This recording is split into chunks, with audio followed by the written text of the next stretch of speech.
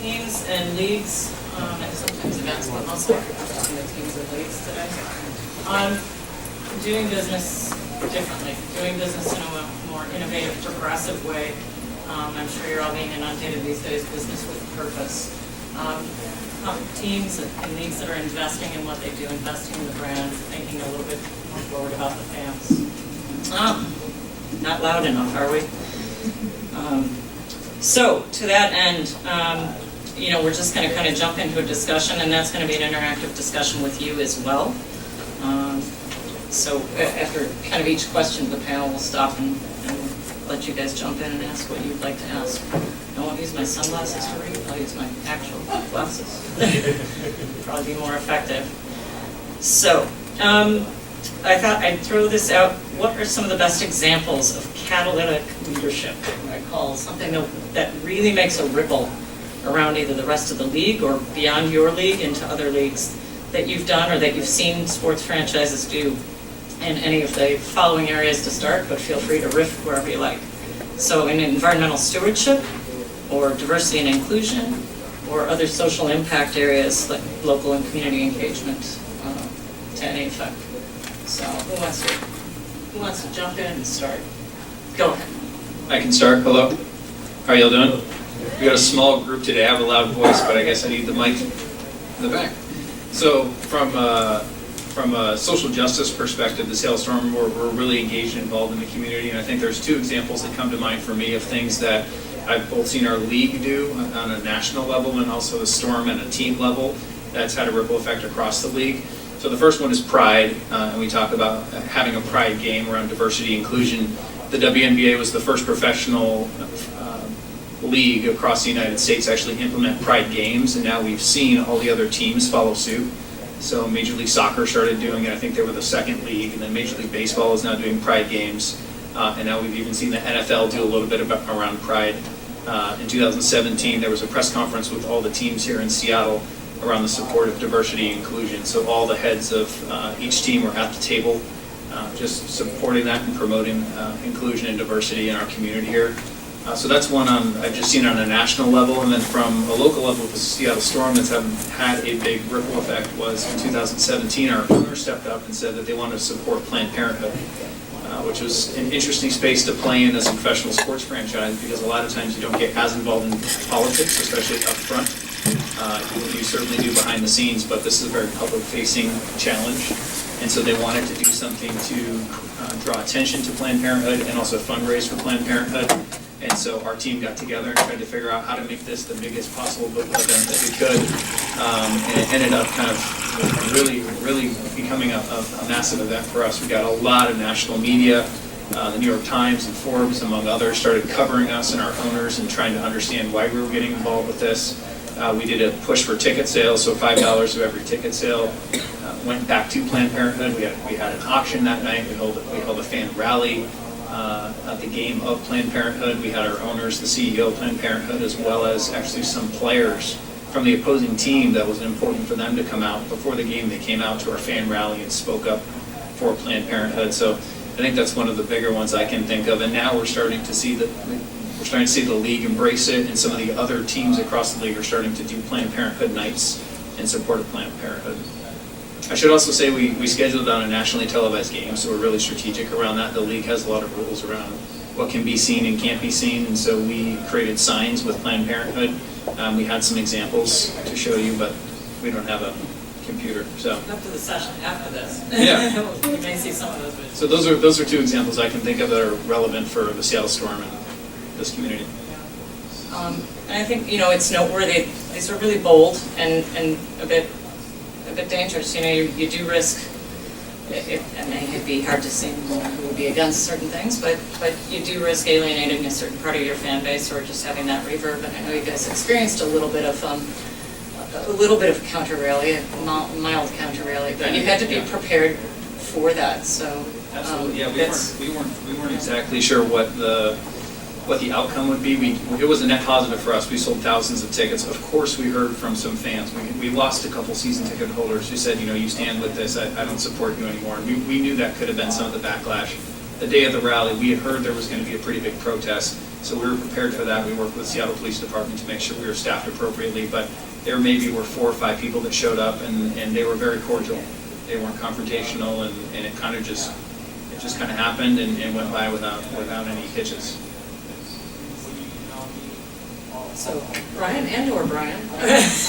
Pick a Brian. I'll be Brian 1. But so anyways, I'm on the academic side, so we kind of examine these different policies or these different initiatives that may occur, or even kind of figuring out what will motivate fans to really engage with them appropriately.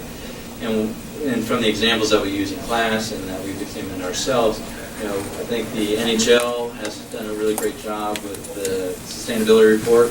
Again, less controversial maybe than some other initiatives, but kind of speaking to what women's sports have done as well. I mean, that's really, hats off to women's sports for being able to embrace different social issues much more readily than men's sports, and rightfully so.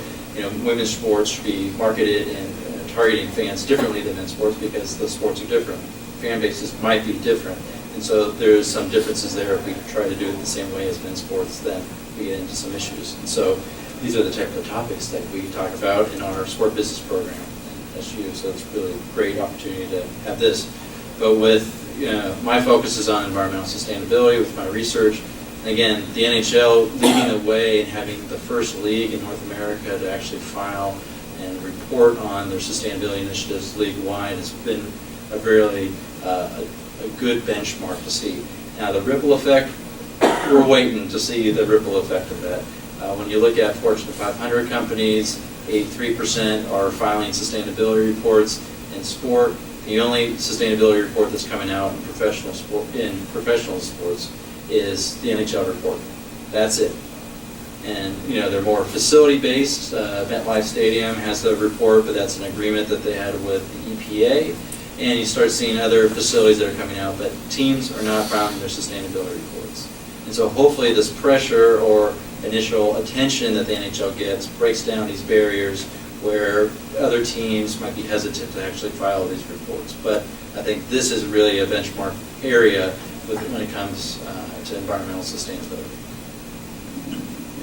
I think I'd be remiss to sit up here without giving a tip of the hat to Nate and the Storm and just the fantastic job that they do building a diverse audience and continuing to just be authentic and be sincere. So Nate, I want to lead off with that. My most specific experience has been very recently sitting on the Mayor's Commission on Civic Arenas, where we worked with the Oakview Group and later the NHL Seattle Hockey Partners to develop a community benefits agreement. And it was a chance to sit down with the future CEO of a major league franchise, the people trying to bring a franchise, and about 14 different community leaders on things like racial equity, diversity, environmental issues, and kind of the whole thing. What I could just say really clearly is that it was made clear that sports franchises it is not optional any longer to be part of doing good for the community. And so everybody laid out their needs. It was in some ways transactional, but also there was a whole lot of listening that occurred. And I think any professional sports franchise that is going to be operating or wishes to operate in a city needs to find a way to relate to the population as a whole. And what we're finding more and more is that the population as a whole cares about issues. And they have values and they have beliefs. And in a world that is increasingly dominated by venture capital and corporate cash and large dollar signs, the only way to have an actual bond and affinity with the fan base is to participate in cultural in the cultural wants of the society around. So I think that more and more we're seeing franchises listen, we're seeing franchises participate, and the reason really is because it's no longer optional, it's a very mandatory thing. And I'll just share an example because it's one that people probably don't see very often. We have, so I live up in Vancouver, Canada. CFL, Canadian Football League franchise up there that ran a campaign for a number of years, and actually their partner in this campaign, their funder for this campaign was the federal government, and it was called Be More Than a Bystander. It was a domestic violence abuse awareness, or domestic violence awareness and an abuse prevention program. was absolutely fantastic because they really involved the players. The players went out all over BC, and if you know anything about the geography of BC, it's quite large. It'll take you as long to get to Alaska as it will to Baja, California. So going into the schools with the players, going into, let's call it the 12 to 16-year-old demographic that they really targeted quite a bit. But it was just a phenomenal campaign, and it was really at a time when a lot of it, this started about 5 years ago, so it was kind of at the height of what I would say we were having a lot of issues with the NFL. It stood in stark contrast, but it was really impressive effort. That got a lot of notice. Anybody in the audience have you seen something and gone, man, those guys are pushing it? That campaign and that effort was really out there. Okay. So I Karen. think, yes, I'll talk. So I'm Timmy Foster, and I know we had a chance to talk a little bit, but I'm a doctoral student at Northeastern University. My research is around organizations that partner with athletes for social justice or social impact causes. And so again, like I decided to talk about Nate, because of course the Seattle Storms are champions, one, right? So it's like its own recognition itself. But they have been very instrumental in community engagement and really just supporting local businesses. And I, personally, had an opportunity for a nonprofit organization that I'm working with in developing 100 Leading Ladies of Color. Working with the Seattle Storms has been incredible. The platform recognizes 100 women who are unsung heroes in this community who don't get enough recognition for their work. They're in different platforms, very diverse platforms, and working in entertainment, education, and community, and entrepreneurs as well. And just the work that being able to be recognized from the organization, and just the total engagement has been miraculous. It's really inspired the women. We come by sweets, but we also get to engage with the fans and the players and things like that, and it's just been incredible being able to be empowered as a woman of color in the region. So thank you so much for what you all are doing behind the scenes. It's not really the public or marketing platform, but just about reaching people in the community and impacting them. Thank you. Well, now you know why we have them on the panel. So the next thing that we're going to talk a little bit about is, can you tell us a little bit about a corporate partner and franchise campaign or activation where you saw it really moving the needle with fans, specifically asking fans to go out and do something or change something, or alternately, if you don't have an example, something that you would love to see happen in that space. And so while you're thinking on that one for a second, the example that comes to mind, it's a little older, unfortunately, hasn't been repeated as much as it should, is there's a second-tier team in the EPL, the Ipswich Blues, or Ipswich, if you're from the UK, that asked their fans to save their energy for the Blues and promoted a buy your energy, to make the renewable choice with your provider. And it was actually quite successful in most of the campaign. Most of the fans did it because the team asked them to do it. They didn't really care about renewable energy, but they cared about what the team thought of them as a fan, sort of, and wanted to have that communication point. So, again, something where not just what's in the team's control, but the team leveraging its power to get the community to take personal action. I think, building off of that, I have two examples. One would be the toughest thing is to engage fans when they're at home, right? So you have captive audience when they're in their stadium, engage with them. And sometimes at home, it's not as easy to get them to start behaving appropriately, how you would like them to, with regards to your campaign objectives. And so the San Francisco Giants, partnering with PG&E, wanting to conserve energy, said, while you're watching the game at home, turn off the lights, snuggle up with whomever you're watching the game with, and enjoy the Giants win. And so that kind of had a kind of fun aspect of you can snuggle up in the dark with whomever you're again watching with, assuming that you would want to snuggle up with that person. But then also turning off the lights and conserving energy. So that campaign made sense. It had a little bit of a romantic tilt to it as well. So that's one aspect. But right here in Seattle, we just hosted the Special Olympics USA Games, and what the games were trying to really strive for was being a walkable games, promoting public transportation, mass transit, and different aspects like that. And so we surveyed caretakers of the athletes before they came to Seattle, and their intentions were actually that they were expecting to drive their car about 80% of the time. And when we asked them about self-reporting their behavior, we actually saw light rail and mass transit up in the 80%. And so car was all the way down to 9%, which was a really phenomenal way of kind of really showing, again, using that leverage of that Special Olympics connection and engaging their participants, the participants' families, caretakers, to really start behaving in a more sustainable way that aligned with the mission of the games itself. I'll jump right in there on transit, very similar analogy, because I was living in San Francisco when Pac-Bell Ballpark opened. And at the time Pac-Bell Ballpark opened, they were right at the foot of the Bay Bridge. Traffic was horrendous, construction everywhere. And I believe the first year, I wish I had statistics in front of me, I apologize I don't, but I believe that they were opened up at 16% of attendees using public transit, and today that number is over 60.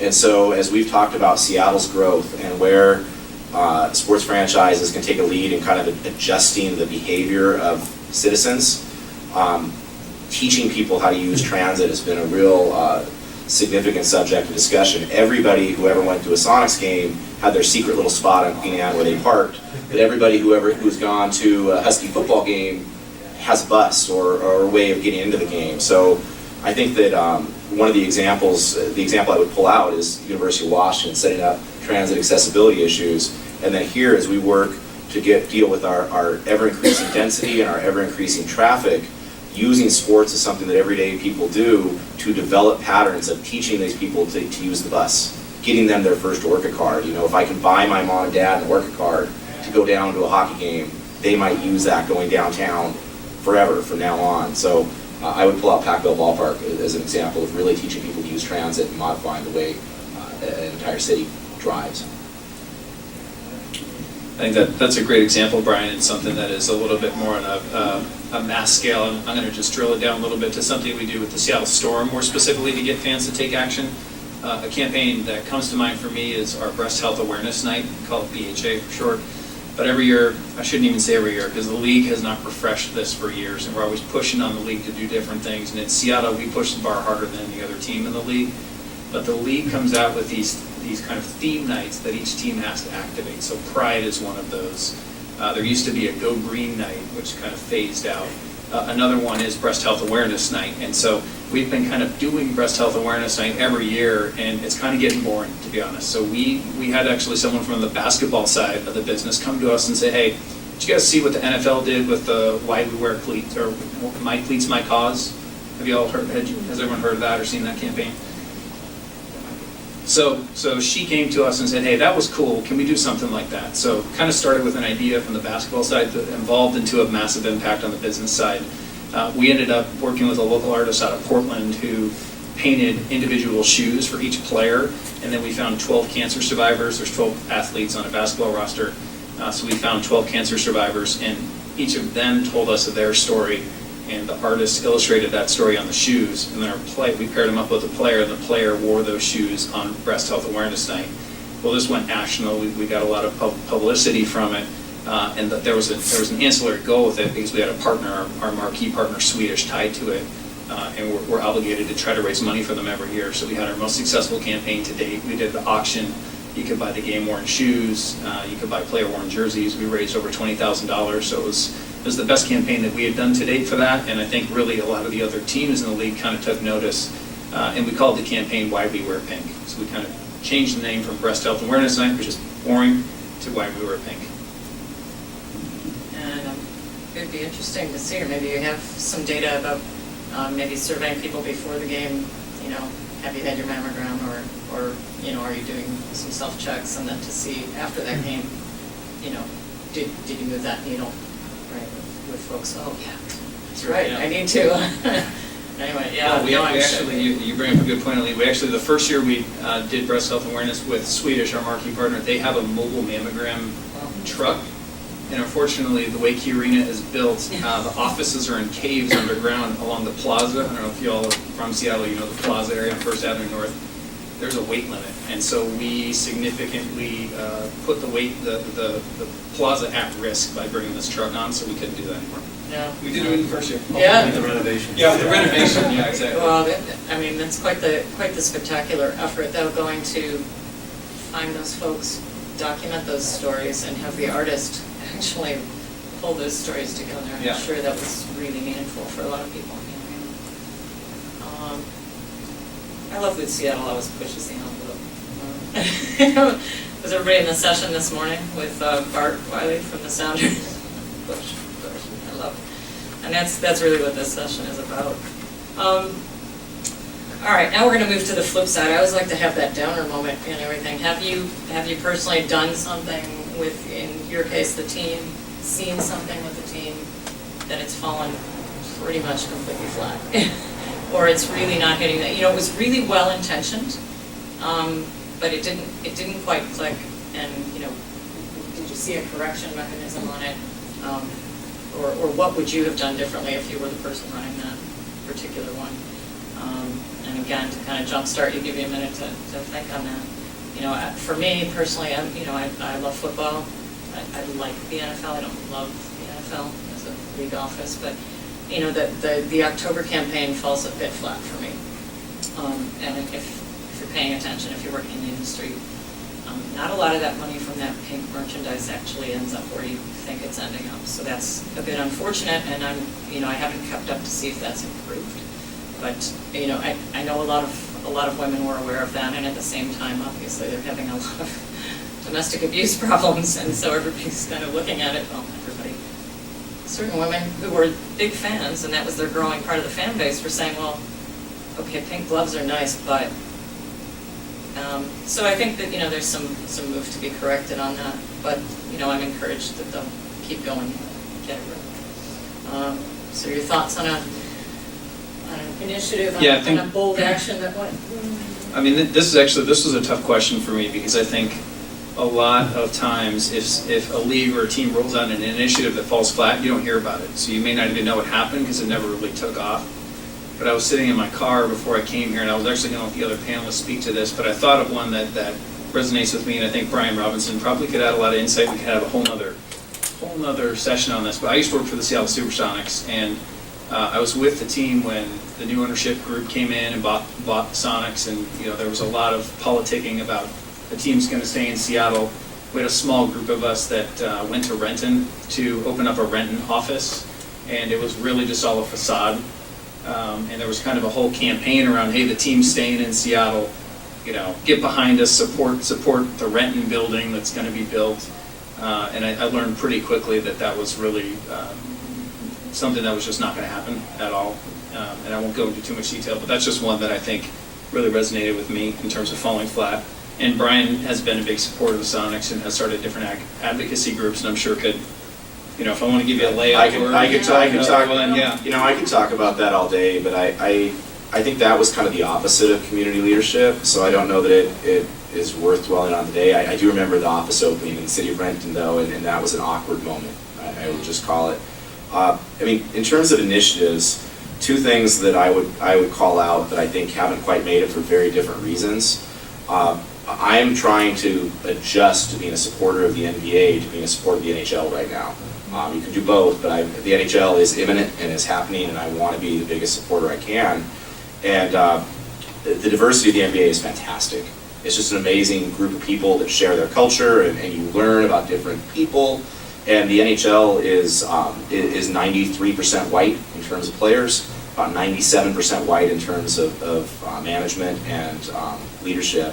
And so they have a Hockey is for Everybody program that's been in place since 2008 that I think is working very hard and very diligently, but has the odds stacked against it. And you can only look at the outcomes and say they need to do more. Whatever they're doing, they need to do more, lots more, which I hope that this group that's coming to Seattle is going to pick up that challenge. On the other end of the spectrum, I was the community relations manager for the Richard Sherman Celebrity Softball game in its first inaugural game at Safeco Field, where it was a big event that sold out 20+ thousand tickets, and that was really my first understanding of the player side. So Nate works with the organizations who have critical sponsors and revenue and plans, but there's a whole another side of it, which is the players. And the Seahawks do a phenomenal job in the community, and I had hoped that that would spread out to their players. And I was, like you were disappointed in the breast cancer, I was disappointed by the amount of funds that went to the people. And I was disappointed by how transactional and how commercial it was. And I think that anytime community service has to be built on service, not on profit. And I think that in terms of the players in professional athletics, there is a big issue in terms of supervision and making sure that the money goes to the cause. I think it was brought up before. I know it's a great example of, like, sometimes you don't even hear about what's going on because sometimes the deals fall apart even before the year or even launch themselves. And working in academia and working with sport practitioners, you hear a lot of stories which will keep these teams in positions necessarily anonymous. But there's a food sponsor that really wanted to go into the community and have an active, engaged program where they provide meals for whether it's NFL's Play 60 or the RBI program that Major League Baseball had, to be able to provide, again, healthy, nutritious foods to these players and then educate the parents on how to, about proper nutrition. And when approaching these two respective football and baseball teams, they talked and approached about a partnership. It's a community partnership, not a sponsorship, but a community partnership, even though they were the official food vendor of these two teams. And so they just wanted to know about the bottom line. How much are you willing to give us for this program? They're like, no, you're missing the point here. This is a much broader picture. It aligns with both our missions of our community engagement, and the sport teams weren't really ready to go forward. And so sometimes with regards to these types of programs or environmental sustainability, sponsors, which is a huge new area of inventory perhaps or groups to sell your sponsorship inventory to, it creates a little bit extra work, but the intangibles or the community engagement, that goodwill that is generated through these partnerships can be extremely invaluable to an organization. Again, reaching out to a new fan base, whether they're not going to be buying suites in the future, perhaps, but they could be a lifelong fan that helps support your organization by attending games, by buying your merchandise, by consuming your team, and getting that exposure. Right. So, we're talking a little bit about progressive moves and catalytic leadership and things like this, but have we reached a tipping point? Is this? I think we're seeing it with brands because we can see through them now. We know what they're up to. Where a lot of us are reading a lot more behind the scenes about how they're actually treating their employees, how they're actually treating their suppliers, or where they're getting their things from. You guys have been at the vanguard. Will you be now the new normal? Or how long will we take? It's kind of an open question of is sports business now sports business with purpose?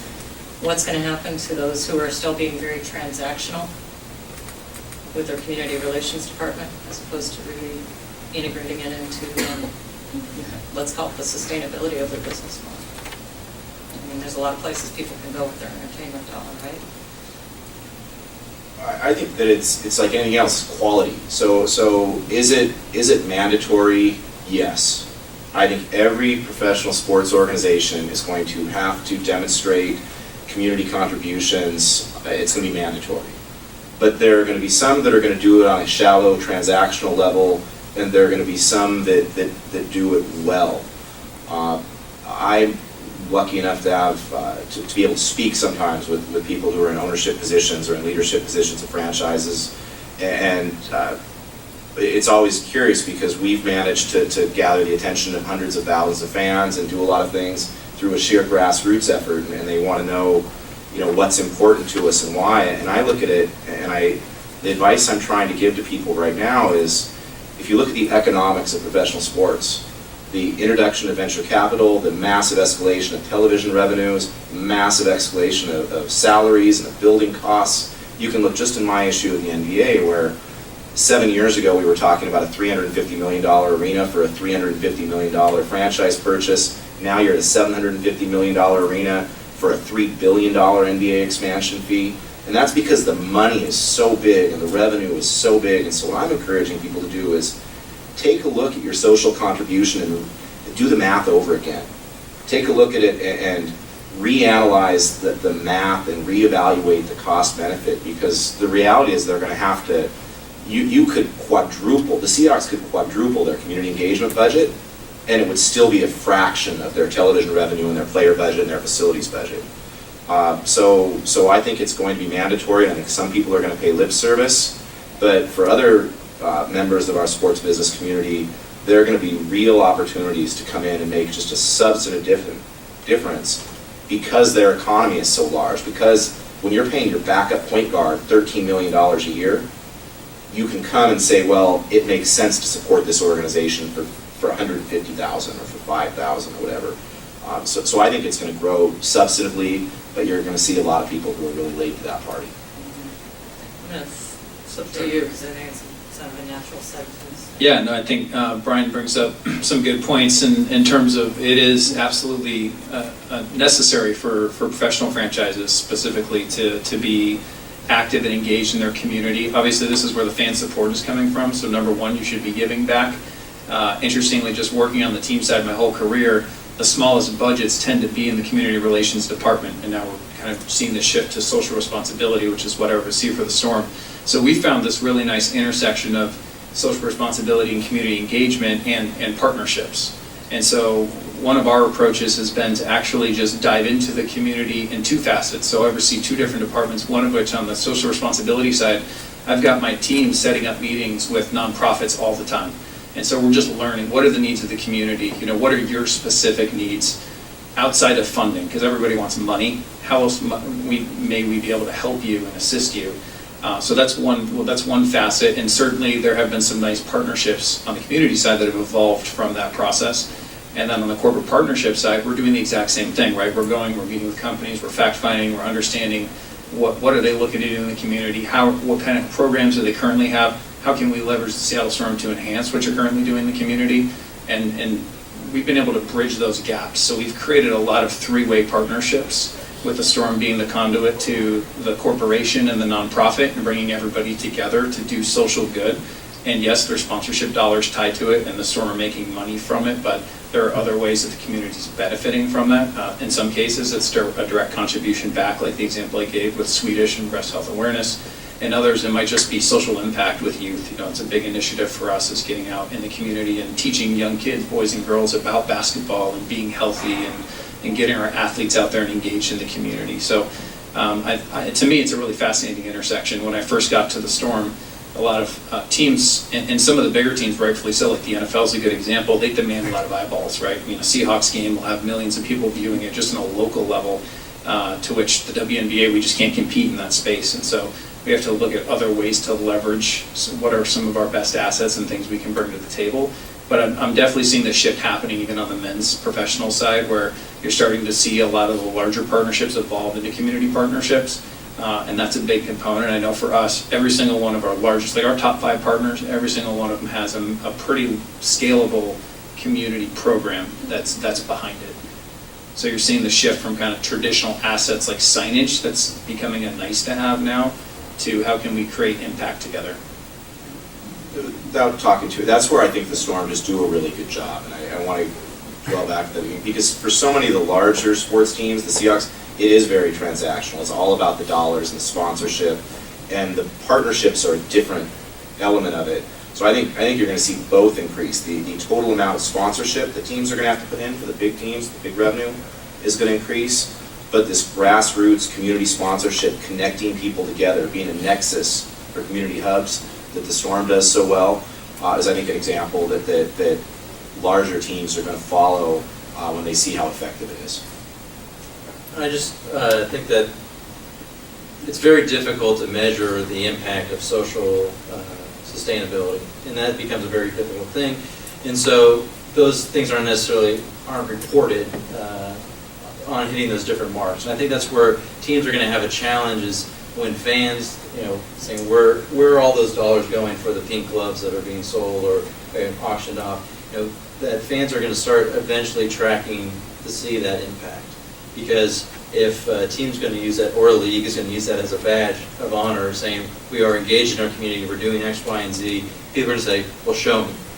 Right? We've had other colleagues that have tracked the All-State, they give the scholarship dollars to whatever 2 colleges that are being broadcasted that game. They try to track those donations.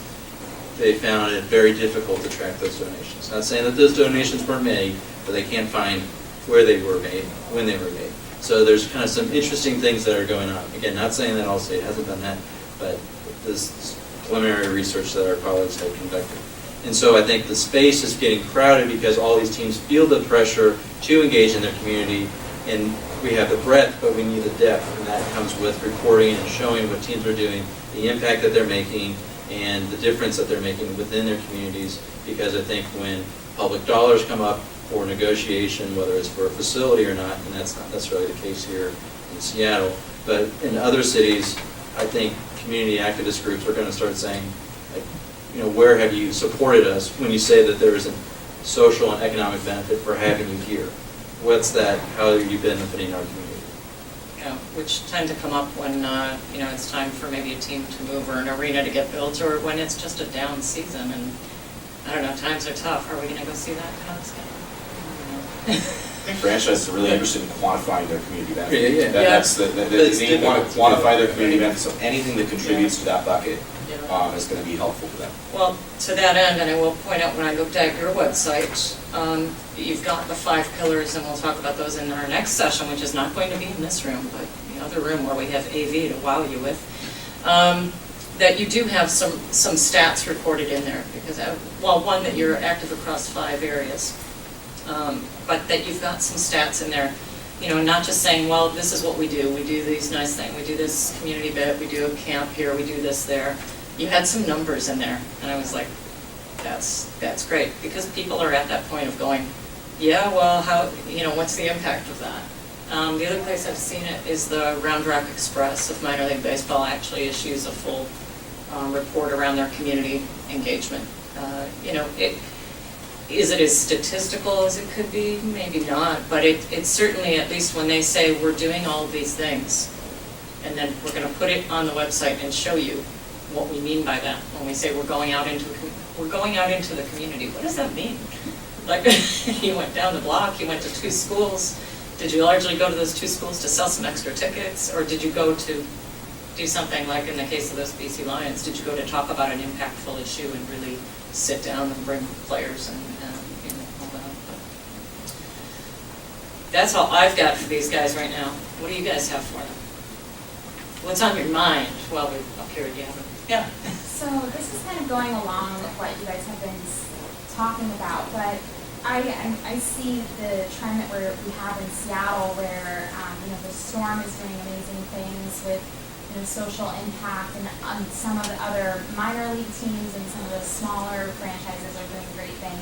And this is the same around the country, and yet the organizations that have the most money, that are making the most revenue, they're not doing as much, or it's harder to see the transparency in their data when around the country some of these other organizations are sharing that. So where do you see the future of this going? Like, how are we going to bridge the gap to kind of get these larger organizations to kind of cough it up to the community in a real way that institutes change? Because as we mentioned, they have the dollars. Well, I'm just going to jump on Brian's example of the NHL issuing that report. The reason that to me was a catalytic move was because it's very difficult for a league who has 30 independent multimillionaire to billionaire owners to tell them that they're going to do something. And I think it's even more difficult. I think the NFL is probably the worst for that, only because trying to get all those cats to agree to, which way the herd's going to move is difficult. So it is impressive when a league does something.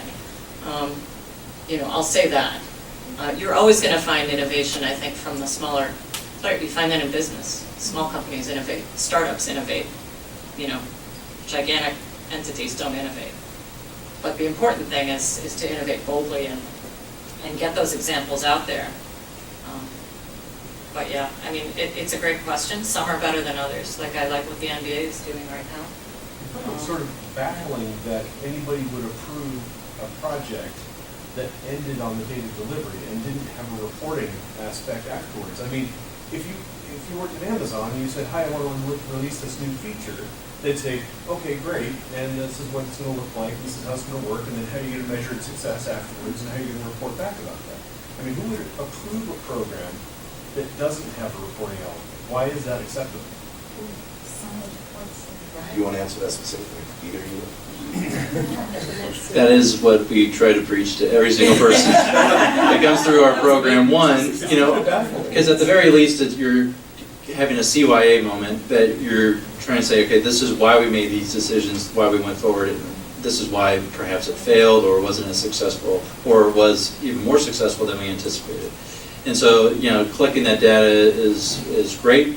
I think in a lot of ways, there's not a lot of time that's dedicated to that, human resources or financial resources to cover that. That's just my outsider opinion when it comes to that.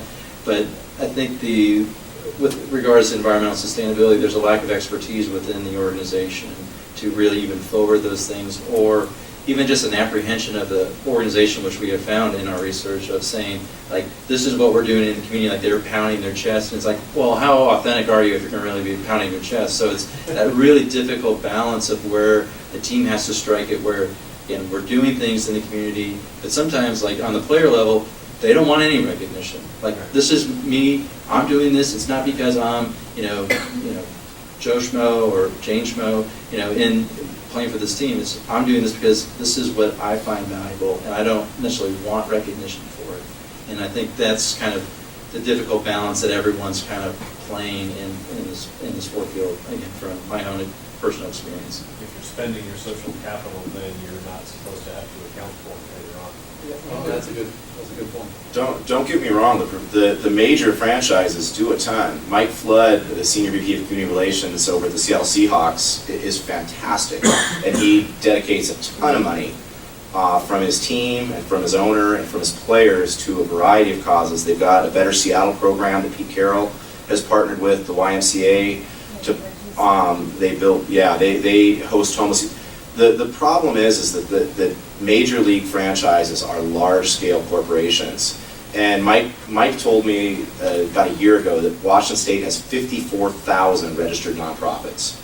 And his ability to pick from those nonprofits, he's got to look for these 30 owners, all multi-billionaires, all very reputation sensitive, major franchisee and TV, television contract. There are all these restrictions on things they can get involved in. So in a generality, the professional sports franchises are dealing with much more mainstream, much more conservative organizations that have been, so like the YMCA. And I think if you look culturally, what we're doing right now is the public is feeling more of an affinity with newer, emerging, more organic organizations. And so again, what I'm trying to do is talk to them about reevaluating that maybe you're going to donate $1 million to the YMCA, but couldn't you come to this new emerging organization and give $4,000 or $3,000 or $500? And with the NHL to Seattle, we created what's called Giving Council. That's going to be an 11-person community member panel that is going to have an allocated budget from the franchise, which is going to be $10 million in the first 10 years. And a community-oriented, organized group is going to be responsible for making decisions on distributing grants from that.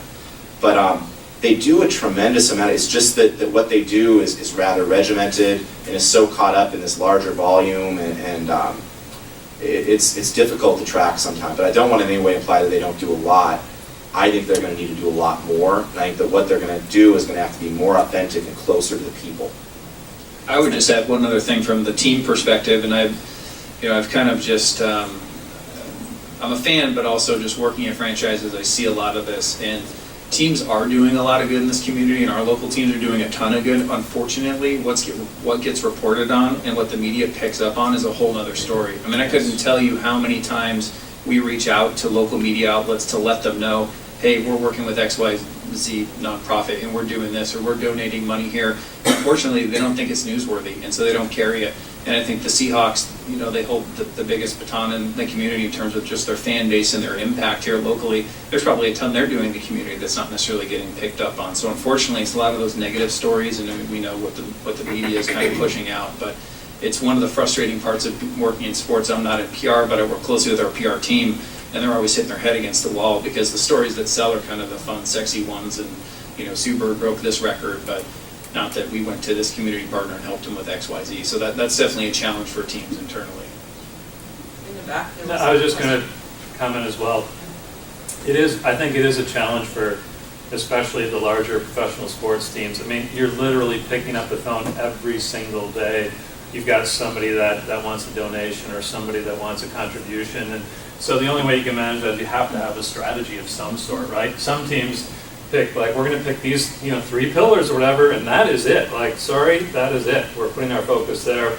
But even when you get into, cancers and health, and, where do you draw the line? And I think it's a really frustrating thing because you want to kind of support everybody, but you can't support everybody, or you water it down. So it's from the outside, it's like, it's easy to say give, but it's hard. It's a challenge, right?